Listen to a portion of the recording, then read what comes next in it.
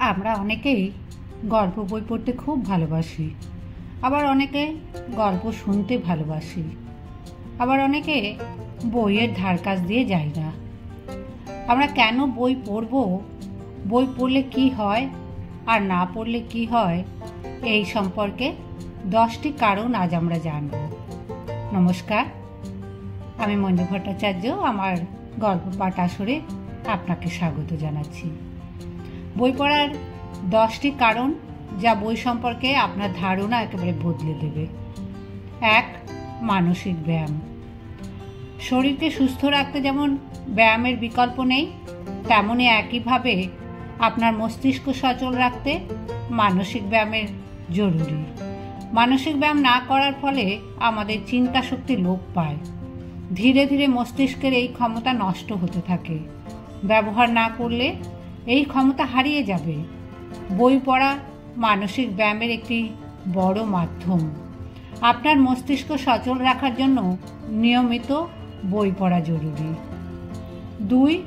মানসিক চাপ কমানো।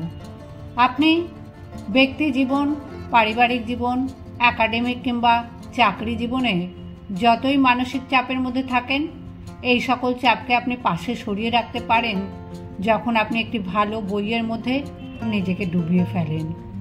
একটি ভালো বই আপনার দুশ্চিন্তা ও অবসাদগুলোকে পাশে সরিয়ে আপনাকে একটি অন্য দুনিয়ায় নিয়ে যেতে পারবে, যার মাধ্যমে আপনি মানসিক চাপ থেকে দূরে থাকতে পারবেন। 3. জ্ঞান। বই পড়লে জ্ঞান বাড়বে, একথা বলাই বাহুল্য। নতুন নতুন তথ্য যা অবশ্যই কোনো না কোনো দিন আপনার দরকারে আসবে। আপনার জ্ঞানের ভাণ্ডার যত সমৃদ্ধ হবে, আপনার জীবনের বাধা বিপত্তিগুলো অতিক্রমে আপনি ততটাই শক্তিশালী হবেন। একটি কথা আমরা সবাই জানি, আপনার চাকরি, ব্যবসায়, আপনার সম্পত্তি, আপনার অর্থবিত্ত, আপনার স্বাস্থ্য সবই হারিয়ে যেতে পারে, কিন্তু আপনার অর্জিত জ্ঞান সব সময় আপনার সাথে থাকবে। 4. শব্দ ভাণ্ডার বৃদ্ধি। আপনি যত পড়বেন তত নতুন নতুন শব্দ শিখবেন, আর এতেই আপনার শব্দ ভাণ্ডার সমৃদ্ধ হবে। পারস্পরিক কমিউনিকেশন বা যোগাযোগ আমাদের শিক্ষা জীবন, ব্যক্তি জীবন বা কর্মজীবনে খুবই গুরুত্বপূর্ণ। কর্মজীবনে তো সুন্দর ভাষা বা ভালো যোগাযোগ দক্ষতার জন্য অনেকে বেশ সমাদৃত হন। এই দক্ষতা বৃদ্ধিতে আপনাকে সব থেকে সাহায্য করবে বই পড়া। নতুন শব্দ, এর অর্থ ও প্রয়োগ আপনাকে অনেকের মধ্যে আলাদা করে তুলতে পারে। 5. স্মৃতিশক্তির উন্নতি।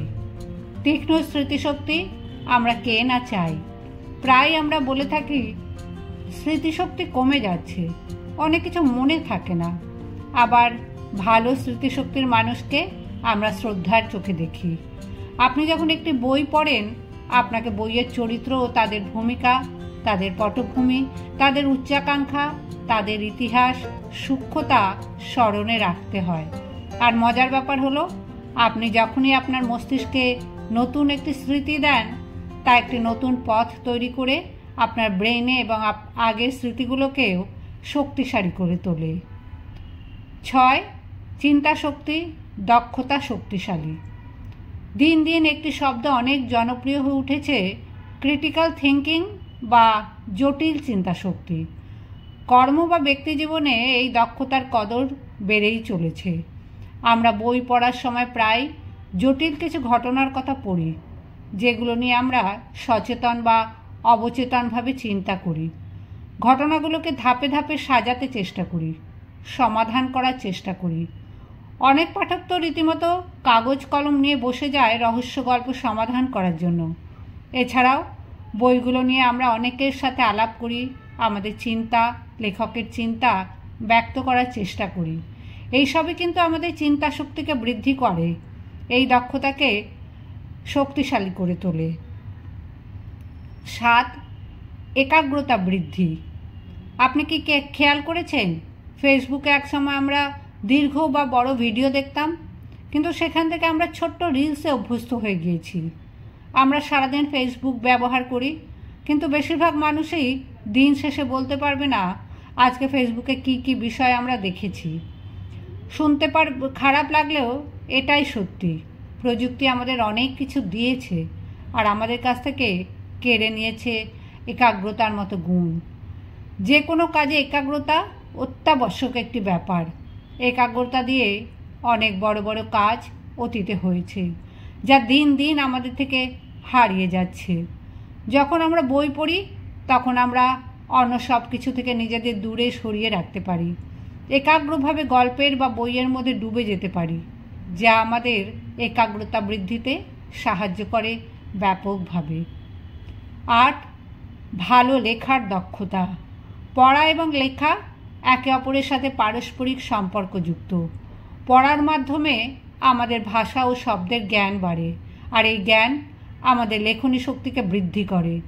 এই জন্যই বলে, লেখক হতে গেলে আগে অনেক অনেক পড়তে হবে, এরপর লিখতে হবে।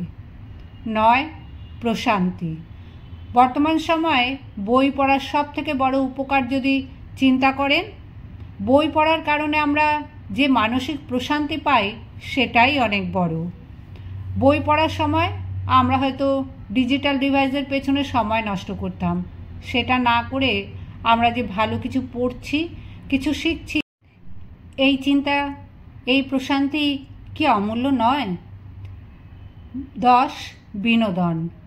বই পড়ে ওপরের সবগুলো উপকার তো আমরা পাচ্ছি, পাশাপাশি এটা আমাদের একটা বিনোদনের মাধ্যম, সব থেকে সস্তা কিন্তু কার্যকরী মাধ্যম। একটি ভালো গল্প, প্রবন্ধ বা উপন্যাস আমাদের মনকে বিনোদিত করে, আর এটা বিনোদনের সর্বোত্তম পথ। নির্মল ও শান্তিময় বিনোদন হলো বই পড়া।